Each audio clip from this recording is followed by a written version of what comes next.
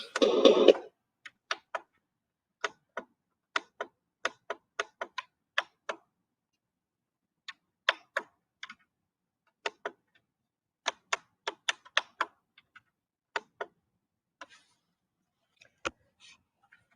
morning, good afternoon, or good evening. Welcome to another episode of Life with Shenita. I'm really excited about tonight's show because it is a continuation of a conversation about our civic responsibility. I had scheduled State Representative Mike Glanton to be here this evening with us. However, he is unable to be here, but I have an amazing replacement, Mr. Keith Horton, who will stand in the gap for Representative Glanton and have this conversation and educate us on this current race that we have as a runoff. So it's important that we take advantage of this opportunity with this gentleman. And so without delay, I am going to allow him into the studio and allow him to introduce himself to the audience. And we thank you guys for watching us as always. Good evening, Mr. Horton. Hi. Good. How are you? Doing great. Wonderful. Thank you so much for joining us this evening and standing in the gap for Representative Glanton. I'm sure he appreciates it, and I certainly do. It was my pleasure to stand in the gap for him, and hope that I'm able to provide some information that is informative to your viewing audience. Yes, I know you will. Will you please introduce yourself to the audience? Tell them about you and all that you're involved in. All right, absolutely. I'm again, my name is Keith Horton. I'm from Albany, Georgia, as they say. And I went to Albany State and graduated from there and came into the military commission as a second lieutenant and spent 20 years in the military, served as retired as a lieutenant colonel, and then had an opportunity to come back home from the Pentagon, my last duty assignment, and then work in state government for 11 and a half years. And through those 11 and a half years, I was child support director for 5 years, did a short stint as deputy director for Georgia Vocational Rehabilitation Agency. And then I spent 2 years appointed by Governor Deal to head up the Department of Human Services, all of DFACS, Child Support and Aging Services. So I was commissioner of DHS. And then I transitioned from there and spent 2.5 years at the Department of Juvenile Justice as assistant commissioner. So I had an opportunity to spend a lot of time in state government, and especially in the social services arena, and got an opportunity to see government work firsthand. I did a short stint with a private company named First Data. And then right before that, I ran for office in District 44, which is Clayton County and in parts of DeKalb. Ran for state senate, was unsuccessful in that particular bid, but learned a lot and had it was great opportunity to meet so many great people through that process.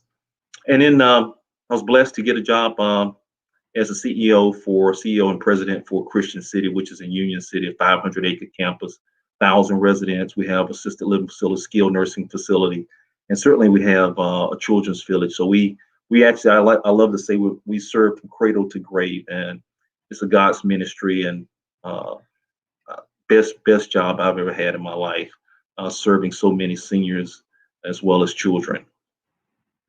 That's awesome.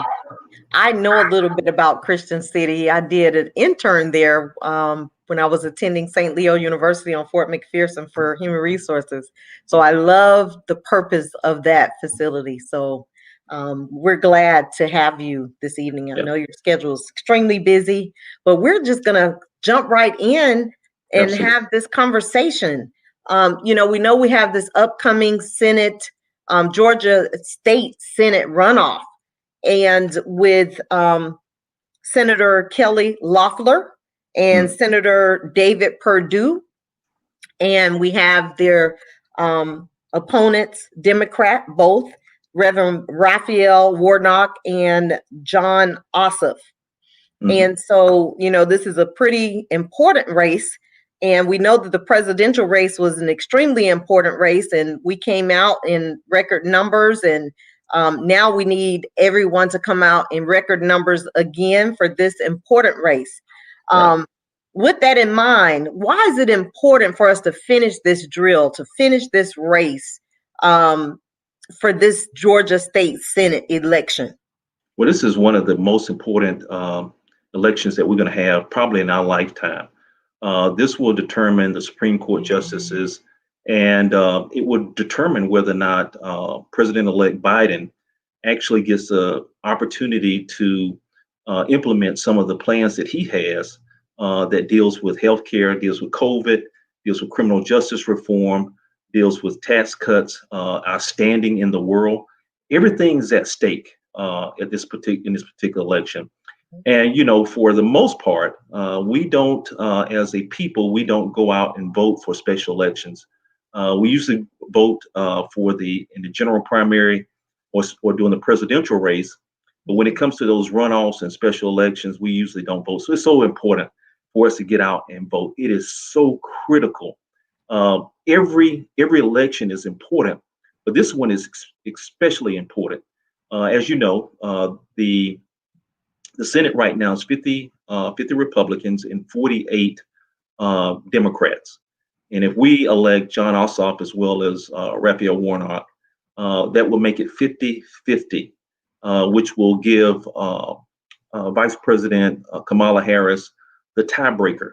And so if you've been paying attention to the news over the last 4 years, you know that actually over the last 12 years, you notice that McConnell, as soon as he became the majority leader in the Senate, he put a halt to everything that President Obama tried to do, because the bills may pass from the House, but they have to go over to the Senate side in order to get passed as well, and then they go to the president.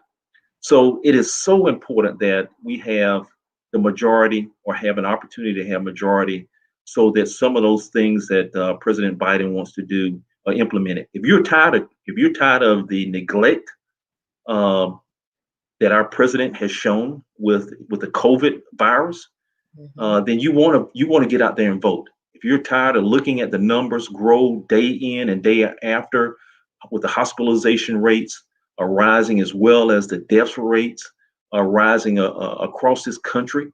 And do you know that we're one of the worst statistically in the world when it comes to this COVID virus?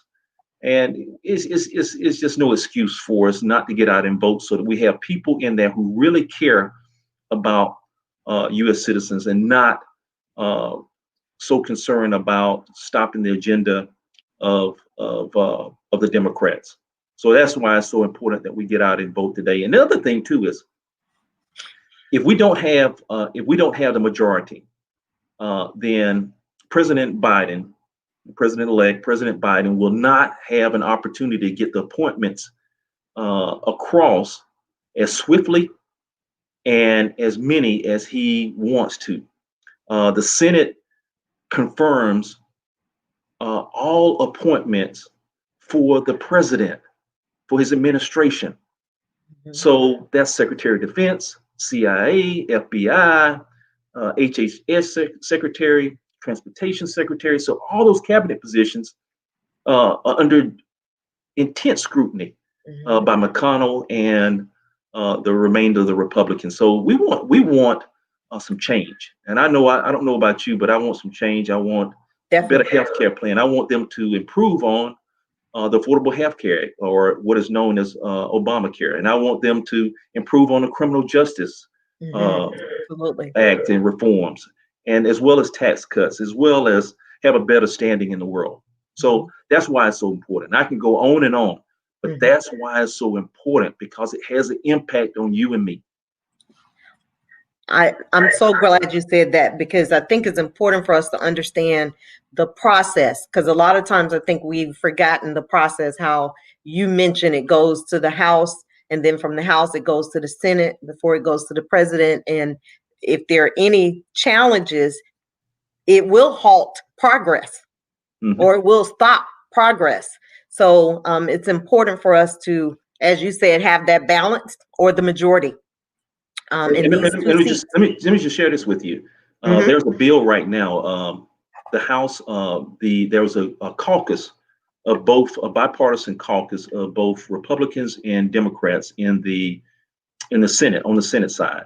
It was Hmm. about five Democrats or five Democrats slash independents, five Republicans, and they came together and came up with the, if you will, the coronavirus package or whatever you want to call it, the $908 billion package. It won't give us the stimulus checks. However, it will provide relief to small businesses as well as unemployment, those unemployment benefits that will run out this month, at the end of this month. So it will continue those benefits. Well, on the House side, Nancy Pelosi as well as Chuck Schumer he is the minority leader on the Senate side. They have both agreed, the Democrat leaders have agreed to that $908 billion stimulus package. McConnell, who is the Senate majority leader, he insists that the plan should be only $500 billion, not 908 billion. So he's leaving out a whole bunch of things that will have an impact on everyday citizens. He's Hmm. leaving out a whole bunch of things that that will be able to help individuals through this coronavirus. And then President-elect Biden has already promised that uh, if this bill is passed, then he's going to have another bill that he's going to introduce to supplement that will probably have the checks in there and some other things that he wants to do to help everyday American citizens. So that's why it's so important for us to have a majority. Hmm. Thank you. I understand it, and I hope that the anyone that's watching tonight or in the future will understand the importance leading up to this election in January. I think December 14th is when we start early voting, Hmm. and so before Christmas, I think there's maybe 2 weeks, I believe. We need to really encourage everyone that we know to get out and vote, just like we did in this previous election, because it will have an impact, negative or positive, on everyday people, as you said. Um, these two positions, I know you mentioned, how they kind of, the importance of them. Can you elaborate just a little bit more um, on the Senate? I know that it's 48 right now in the Senate, and Democrat. these two on the Democrat side, and 50 on the Republican side. And so if we get these two, it will be 50-50. Is there anything else that you can share that can really make the audience, compel them to say, okay, I'm going to make an effort to get to the polls and make sure that I share with everyone else, just like we did in this presidential election, because these two seats are very important. They're fussing and fighting right now with the ads. Right. It's getting kind of ugly. So it's kind of hard for people to decipher, who to vote for, et cetera, et cetera. Bringing up I saw even old videos of Warnock, in some of the and I'm thinking, okay, well, he may have said that then, but that was a long time ago. So why are you bringing it up? But we understand politics, and politics is not nice, and sometimes it's not fair. So do you know anything about the two candidates on a personal level, or that you can share with the audience? Right. So, every political season, one of the things that savvy politicians do is Hmm. to find dirt on their opponent, Hmm. or so-called dirt on their opponent. And I think you've probably seen more on Raphael Warnock than John Ossoff. Hmm. And that's because Warnock is older. He's been in the limelight for a number of years. He's been a pastor for well over 2 decades. Hmm. And it's just if you will, It's a play. They're using the playbook. Hmm. Kelly, as well as Kelly Leffner, as well as the Purdue. Republican Party, are Hmm. using the playbook that was used during President Bush's run, the elder Bush, when he ran against, if I want to say Walter Mondale, if I'm not Hmm. mistaken. Hmm. No, Dukakis, if I'm not mistaken. Yeah, Dukakis. So if you remember, if you recall back in the 80s, late 80s, President Bush, the elder Bush, they Hmm. had uh, a was a guy named Willie Horton, and Dukakis was the governor at the time, and he allowed this criminal, this guy who was supposed to be on, I think was supposed to be on death row or have a life sentence. Uh, he was given a pardon or he was let go, and Willie Horton went out and killed someone. Well, he used that against us as a kind of a racist tactic to say, this if you vote for this guy, then certainly he's going to let everybody out of prison, Hmm. and he's going to let the hardest criminals out, the ones that just incite fear in us. And so that was a successful tactic. And of course, President Bush ended up winning the election. That damaged Dukakis. The same thing is happening uh, with Raphael Warnock. The Jeremiah Wright statement was used when President Obama was Hmm. running. Hmm. I If you all remember that. recall, Hmm. it was used then. That whole statement was taken out of context. Hmm. Um, it was just a snippet, and that's what they do. They just take the snippet out of what they want you to hear.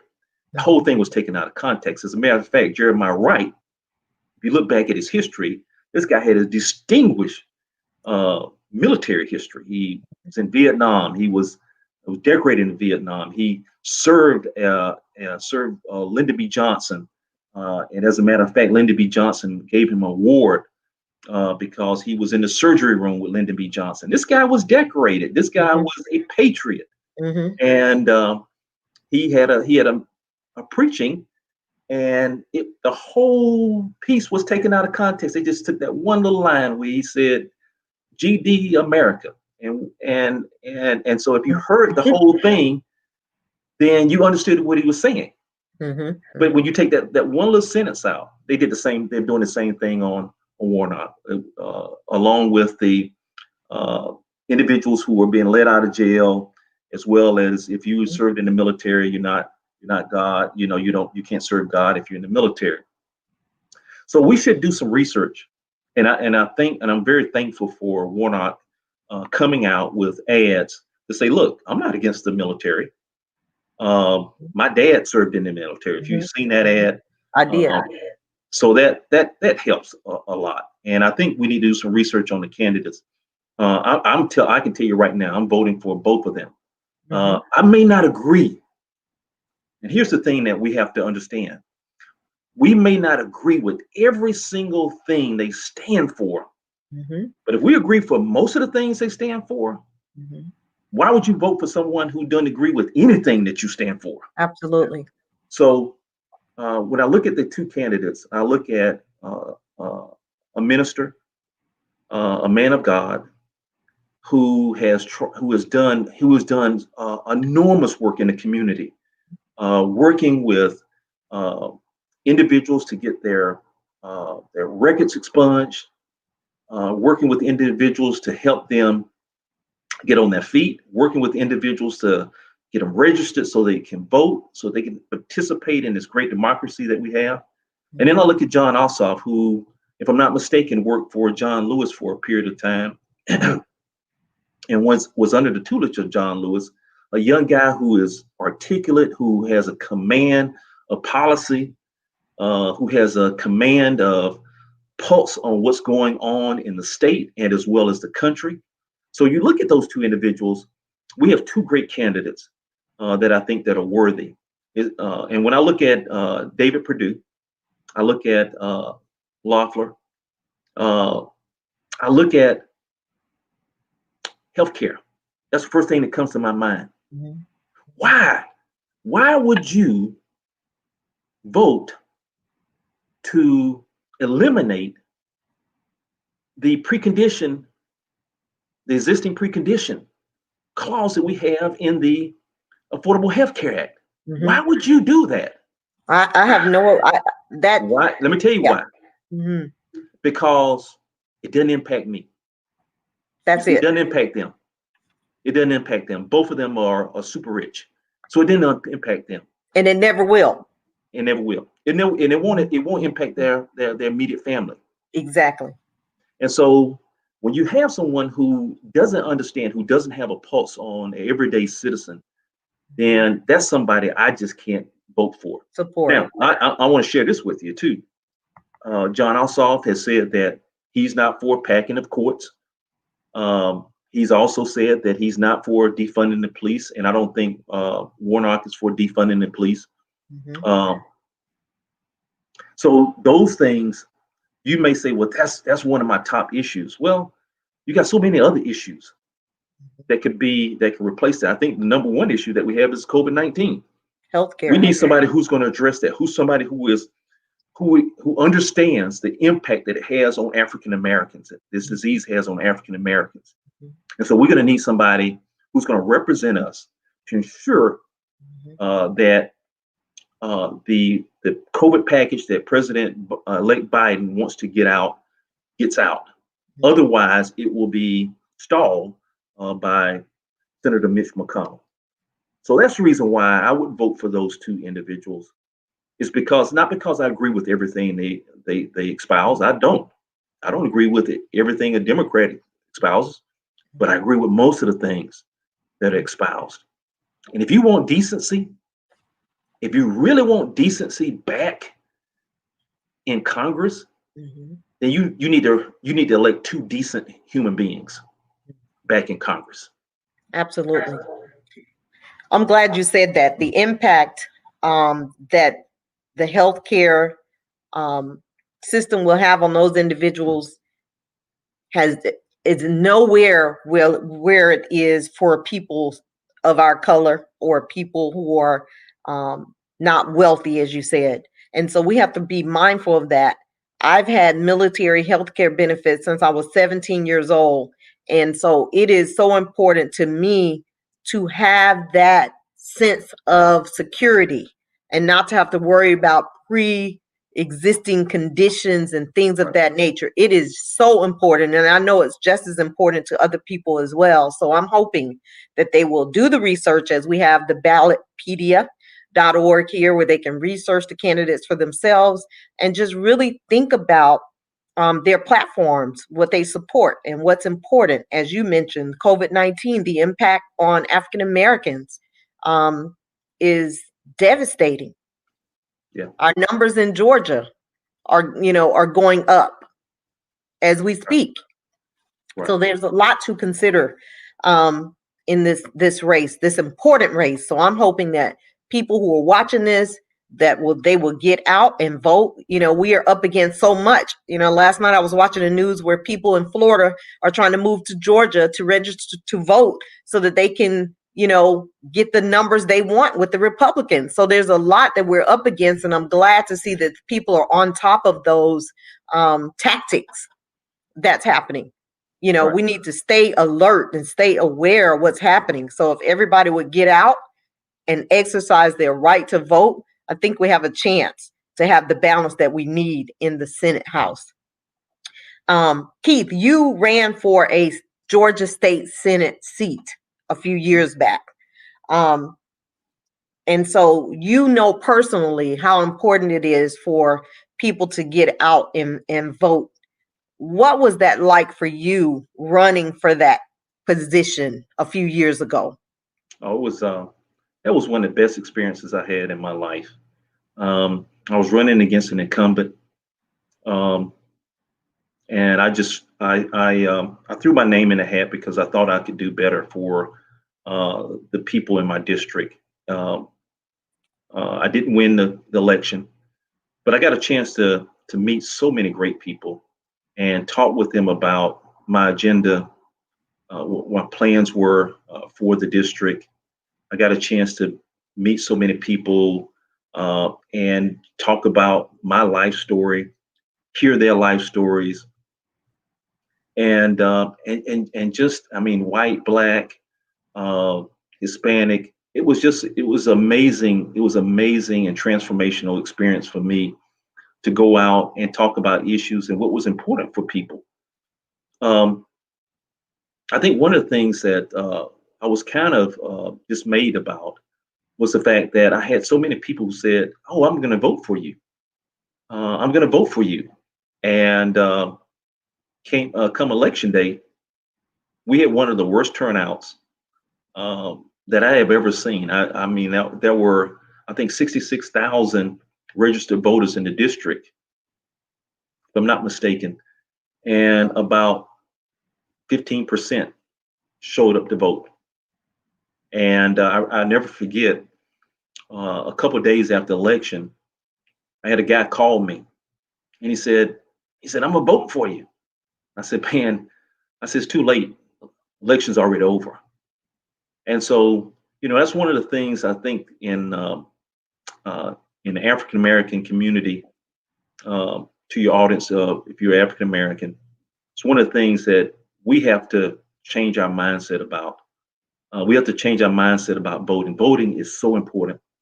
And if you look at individuals who have died so that we have a right to vote, shame on you if you don't go out and vote on every single election. The local elections are just as important as the Senate election. The local elections determine how your tax dollars are spent.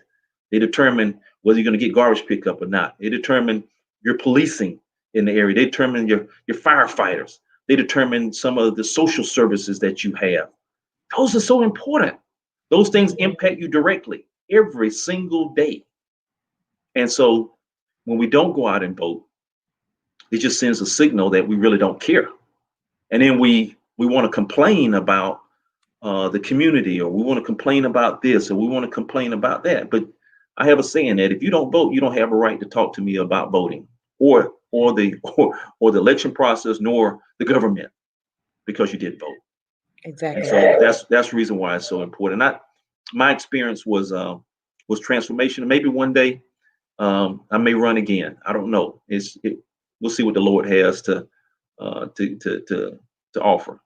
We'll see if He wants me to do that again. But that was one of the best experiences I had in my life, and I wouldn't. Great learning lesson from that as well. The election is January 5th, Yeah. 2021. And I want to say that again, January 5th, 2021. There is early voting starting December the 14th, and we want to make sure people are aware. Put it in your phone as a reminder now. Call your friends, text your friends, email them, whatever. Volunteer. It is imperative that we make this a priority. I grew up where my parents really, really pushed exercising our rights to vote, and I'm sure you did as well.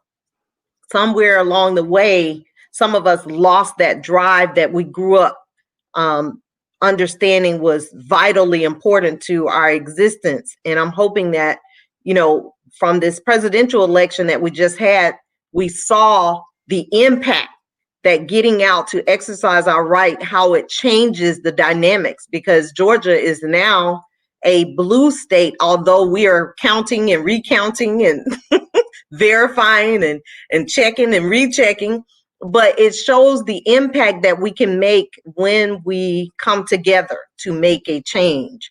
So I'm hoping that on January the 5th, 2021, that we will get out and exercise our right. Not only then, but we will sit down as a family and start to have the conversation about the importance of it, so we can start instilling that into our younger generation.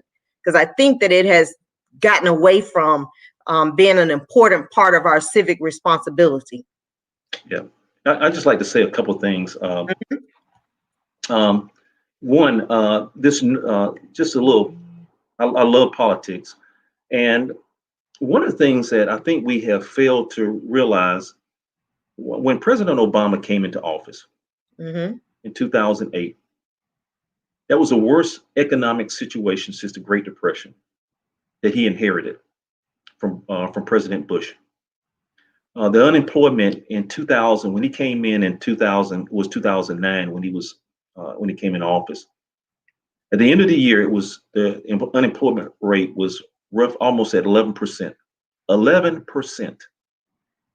And not only did President Obama get that unemployment rate down to 4 point some percent, which was actually lower Mm-hmm. than the normal average, the average back in that they had over that last several decades.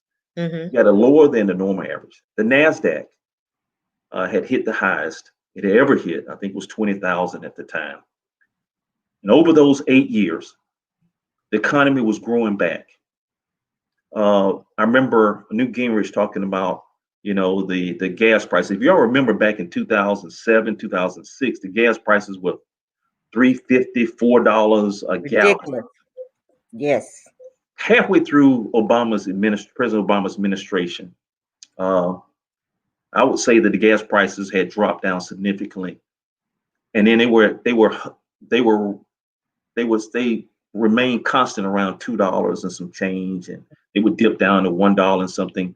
But we had gas prices down to little or nothing during the Obama administration. Mm-hmm. The housing market was rebounding. The job market was rebounding.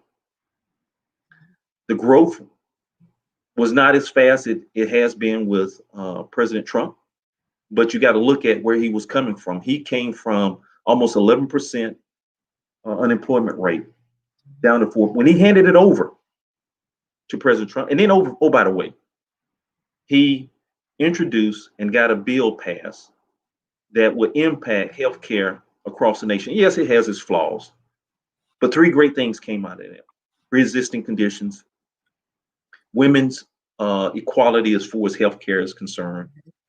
You had the age 26 for a child that could still be on the parents' coverage.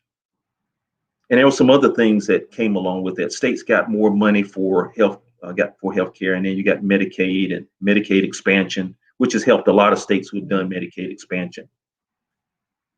And so you look at that monumental piece of legislation, transformative piece of legislation that he introduced. It wasn't perfect, but it transformed so many lives. And Shenita, you talking about the military, that healthcare plan that he had with the pre-existing conditions. Fortunately, I have military, just like you have military benefits. And my wife, who passed away 3 years ago, she would not have lived as long as she lived without having great health care. Mm-hmm. So when you look at where we are today, you may say, oh, Trump has done great on the economy. Well, unemployment rate went from 4 point something to 3 point something. And people who are investing into the market are making more money. Okay. But the average day citizen is not necessarily making more money. Mm-hmm. And so you look at that, and when they said they were going to repeal and replace affordable health care, they ain't do nothing. He done absolutely nothing. Mm-hmm. So now people are saying, oh, he's done all these great things. But when you look at the totality of what Obama had to deal with and how he dealt with it with decency, and almost like the Bible says, decency and order. Mm-hmm. He dealt with that. No scandals coming out of his administration. You look at that and then look at what we are facing now. Do you want another 4 years of tweets Mm-hmm. and another 4 years of McConnell stymieing like he did Obama? No, we don't want that. So it's so important that we vote for John Ossoff and Raphael Warnock. It's so important because they will be the ones who will be able to get President Biden over the hump on the infrastructure bill that he wants to implement, the criminal justice reform that he wants to, the COVID package that he wants to build, the student loan issue that he wants to deal with. All these things. have an impact on all of us. And Absolutely. having decency standing in the world, having decency, having someone with a decent character, with decent character, Mhm, has a character, and mhm. then having someone who has standing in the world. Mhm. United States does not have the standing that it once did. No, it So doesn't. that's what I want to say to encourage people. That's the reason why you want to get out and vote. You want to get out and vote so that Mhm. we can have some of the things that President Biden wants to do. And he's doing this urgently. And why is he doing this urgently? Because he knows it needs to be done, and he knows that he's in the fourth quarter of his life. He wants to make an impact before he transitions. Yes, So absolutely. this man is on a mission, Mhm. folks. This man is on a mission to get Mhm. this thing done. He can't get it done without Ossoff and Warnock. I love it. And I want to just throw some dates out there. We have voter registration deadline for the runoff is December the 7th, and we're at December 3rd. So we have a few more days for that. December 14th, as I said earlier, is advanced in-person early voting begins. The actual election day is January 5th, so 2021. So we want to make sure that people are aware of these dates and they're putting them in their phones, putting them wherever to remind themselves.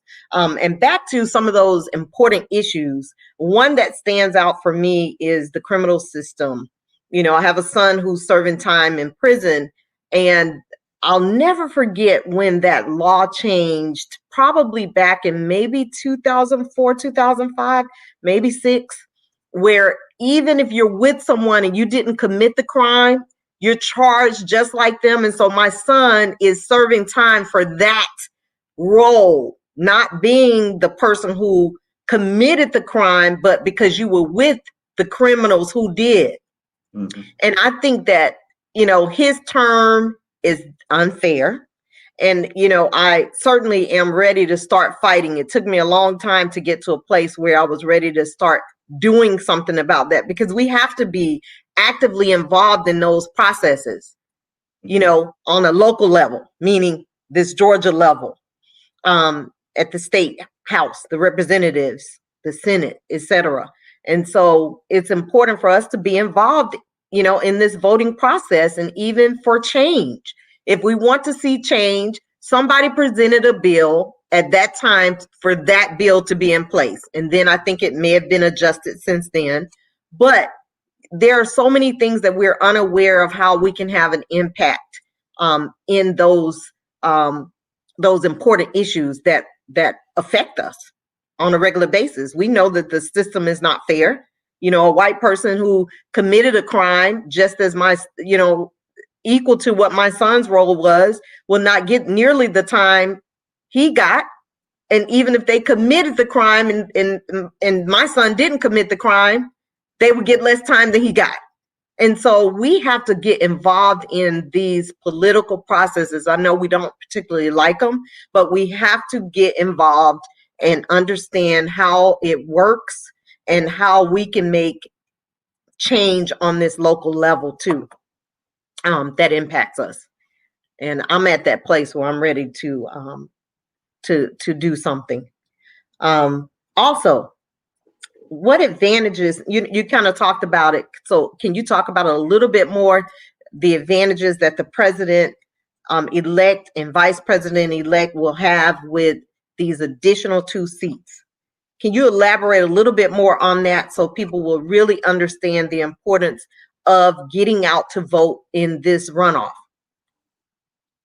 Yeah, I mean, as I said earlier, they're the two. They're the two.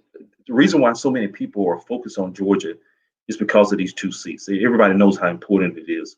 When you have a majority, um, which if the two are elected, John Ossoff as well as Raphael Warnock, if they're elected, then it'll be a 50-50 tie in the Senate. And you'll have the tiebreaker will be Kamala Harris. And so any legislation, like we just talked about, whether it's healthcare, whether it's criminal justice reform, tax cuts, whether it is jobs or something, a bill that has to do with the economy, or whether it's a student loan, uh, it'll come through. More than likely, it pass out of the House. It'll go over to the Senate, and the Senate will have to approve it. And so the bill, the House right now is controlled by Democrats, a slim margin, but it's still controlled by Democrats. So if Nancy Pelosi and team draft up a bill and it passes the House, it'll go all over to the Senate. The Senate will have an opportunity to uh, review and make changes, if they will, to that particular, or they could just vote on it. Or what happened during President Obama's last term was that none of the bills that he wanted to get passed got passed because the Senate, even though the House was, if I'm not mistaken, the House was Democrat, the Senate was Republican, and so Senator Mitch McConnell held up many of his bills, many of the bills that he wanted to pass. So he was really obstructing President Obama from passing any bills. The other thing was this fiasco we had over the last year with the judicial pick. That was because we didn't have a majority in the Senate. Mhm. The Senate, not the House, the Senate appoints judges, confirms, appoints judges, and confirms um, the cabinet, Mhm. the cabinet secretaries, and the Mhm. cabinet members. They confirm them, not the House. The Mhm. Senate does. So that's a lot of power over in the Senate side. So when you look at the Supreme Court, and the reason why it's 6-3 is because President Obama never got a chance to even get Mr. Merlin a hearing. Mitch McConnell wouldn't even bring it before the Senate. And so we had 9 months where we didn't have a justice. And then when President Trump came on board, not only did he appoint that replacement, but he got an opportunity to replace two more justices. So we're 6-3 now. And that has a lot of impact on, you think about it. And the Supreme Court knocked down the voter protection rights in the Southeast. There was a protection rights in the voters and voter rights from 1960, if I'm not mistaken, 1965. That any change that the southeastern states, Alabama, Georgia, I want to say Mississippi, Texas, South Mhm. Carolina, Louisiana. uh, Louisiana, Mhm. um, any changes that those states want to make as far as redrawing maps, and any changes where they were going to have a substantial change, even with the voter ID, it would have been one. Then they would have to get it approved uh, through the federal courts. They struck that down. The Supreme Court struck that down. I think in 2014, if I'm not mistaken, they struck that down. So now you have the southeastern states. They came up with the voter ID law. So the voter ID law means that you can have it's okay for you got to have a driver's license, and then you got to have a driver's license in order to vote, which is fine. Mhm. But they also said you got to have another ID. Everybody has an ID. So what about that person who's in a rural area, or that elderly person who's been voting for years? And they say, oh, we're gonna ensure that their access, you get access. Well, they don't ensure that. We saw what happened in Texas. That would have never happened in Texas had it not been for, if the voter rights was still enforced, the whole entire Voter Rights Act had been enforced. That would have never happened in Texas. What happened in Houston, where there was only one drop box for the whole county, for the whole county, Wow. and that included Houston. That would have never happened. So those things impact us, and those things will continue to impact us. So it's so important for us to have that majority, because the Senate is the one that is, the president appoints those federal judges. Mhm. And as Kamala Harris mentioned, she said If I don't know if you heard her doing testimony, she said not one African American out of 50 federal judges that have been appointed, not one have been of African American descent, of quote a minority, whether it be Hispanic or black or whatever, not one. And we have to have. I'm not saying that everybody has to be uh, all black or all Hispanic or whatever, all minority, but it should be a representation of the country. Absolutely. And so we should have judges that represent. If we're 20% or 30% of the country, then we should have 30%. That's just my thing. I think they're smart enough and qualified enough individuals out there who could be appointed as federal judges. And so we need people who look like us to represent us. We need people who look like Hispanics and so forth, who are Caucasian. So we need to have a diverse group. So America is a very diverse country, but why do we have 50 white uh, federal judges who were appointed by the Trump administration? And he's appointed more judges than any other president, and that's because he has a Republican majority. Right. President Obama was not able to appoint his judges because of why?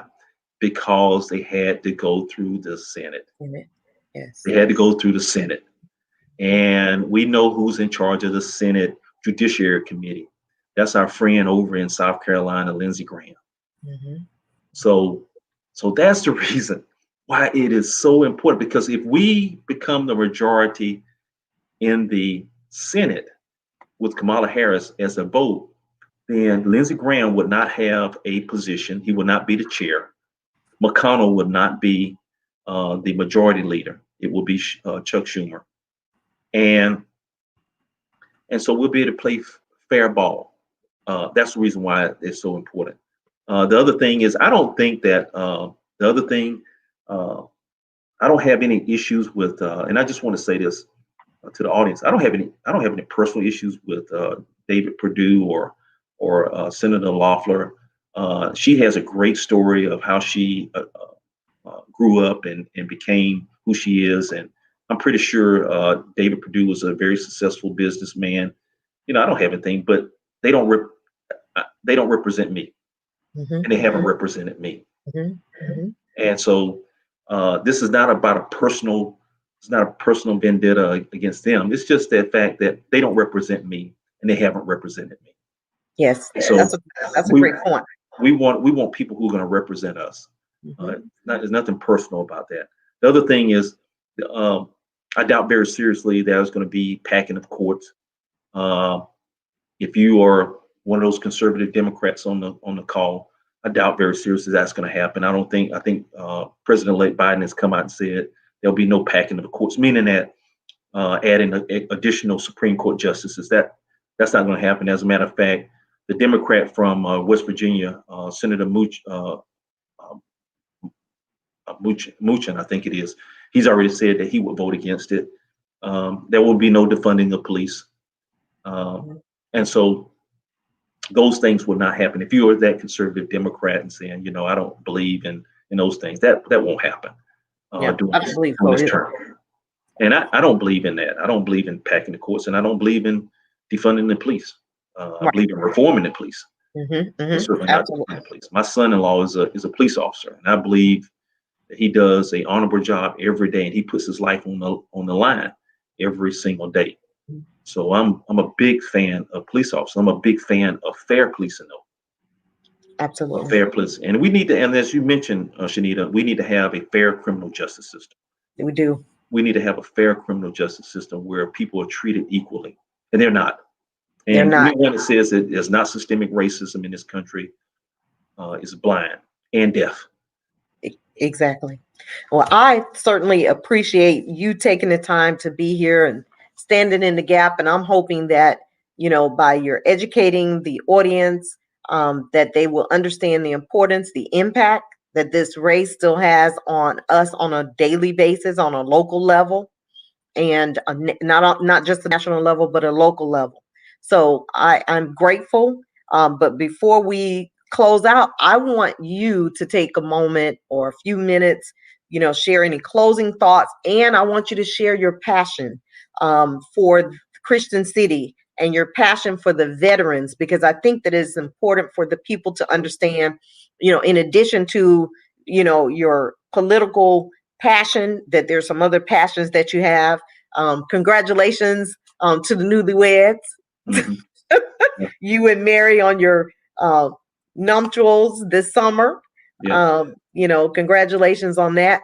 But your other passions, would you, just share with the audience a little bit about those two initiatives and how they can get involved or how they can support those two initiatives? All right. So there. So I have as Shanita's mentioned, I do want to. I do have to get a shout out to my wife. Yes. Um, um, I was blessed to be married to a young lady for 28 years, and she passed away from breast cancer in 2017, 3 years ago. And and I went through a period with Shenita and others. We had an opportunity, and Shenita was spearheaded this effort to write a book, and got a chance to compile uh, a chapter in her book. 17 of us did, and we had this book signing. And at this book signing, all 17 authors were there, and there were a lot of family and friends that came out for this book signing. And I happened to meet my wife at that book signing. So what a wonderful story! And she lost her husband of 21 years, and so it was a godsend. So it's been a blessing, and we've been married now for 3 or 4 months. So it's a blessing that we were able to get together. And I just thank Shanita for providing the venue. Well, actually, God provided the venue and used her as a vessel to Yes. bring us together. So I have a my passion is people. Um, I I was blessed to grow up in a two-parent home and had great parents, and had an opportunity to travel around the world through the military. And when I was in the military, I got this opportunity to mentor kids. I mentored some kids when I was stationed at Fort McPherson over at Carver High School, the old Carver High School. Mm-hmm. And I saw what those kids were going through, what they had to deal with on a daily basis. It just broke my heart. And when I was stationed at DC at the Pentagon, I mentored about 20 kids from the DC area. And it was an experience. I did that for 3 years. So when I came into state government, I wanted to help. I wanted to help people, and I wanted to be involved. And I got an opportunity to do that in state government as child support director. I expanded a program, a fatherhood program that Michael Thurman had established years earlier. And then I got a chance to work with individuals who had disabilities, and that was probably the pivotal moment in my life when I got a chance to work with individuals who really wanted to work and uh, and do something productive in their life, and I saw the value that they brought. And then as commissioner for Department of Human Services, I saw the neglect and abuse of children. It was heartbreaking to see that and to have to deal with that and getting the calls when a child was killed or beaten or whatever. It was just heartbreaking, and I knew um, that things had to change, and that I had to be a part of that change. I needed to do whatever I could to help those kids. And God sent me over to DJJ, and when I got a chance to see other kids who had been traumatized, who had been abused, had been abandoned, and they had committed a criminal offense, and now they were locked up, and to see what they were going through and to deal with that. Um, and God has put me in a position of leadership where I've been around people, and God blessed me with this opportunity at Christian City. Christian City was founded in 2000 in 1965, and it was found on a premise of helping children who had been abandoned, abused, neglected. Christian valued organization, still is, and God gave me an opportunity to lead the organization. We're on 500 acres in Christian City. We have a assisted living facility, skilled nursing facility. We have 213 homes for seniors. Uh, we serve seniors anywhere from 62 and above. And then we have a children's village where we serve children, a foster care program as well. So we serve children from 0 uh, all the way up to 18.